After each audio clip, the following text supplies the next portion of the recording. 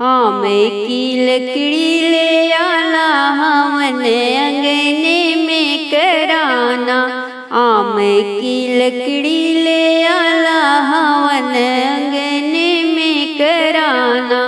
बीच आंगनवा में कुंड बनाना।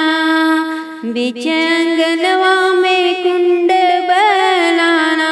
चंदन चौका पुराना हवन अंगने में कराना। चंदन चौका पुराना हवन अंगने में कराना। आम की लकड़ी ले आना हवन अंगने में कराना। बागों से तुम फूल ले आना। सुंदर वंदन वार बनाना। बागों से तुम फूल ले आना। सुंदर वंदन वार बनाना। रची रची आंगन सजाना हवन अंगने में कराना। रची रची आंगन सजाना हवन अंगने में कराना।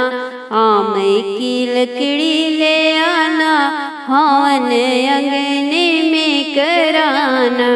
गैया के दूधवा भैंसिया के दहिया। गैया के दूधवा भैंसिया के दहिया। चरणामृत प्रसाद बनाना हवन अंगने में कराना। चरणामृत बनवाना हवन अंगने में कराना। आम की लकड़ी ले आना हवन अंगने में कराना। काशी से 5 पंडित बोलाना। काशी से 5 पंडित बोलाना। संग बनारस की पोथी भी लाना। संग बनारस की पोथी भी लाना। वेद पुराण पढ़वाना हवन अंगने में कराना। वेद पुराण पढ़वाना हवन अंगने में कराना। आम की लकड़ी ले आना हवन अंगने में कराना। घीवा का दियना कपूरा की बाती।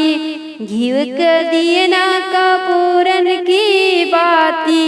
भाव से आरती गाना हवन अंगने में कराना। भाव से आरती गाना हवन अंगने में कराना। आम की लकड़ी ले आना हवन अंगने में कराना।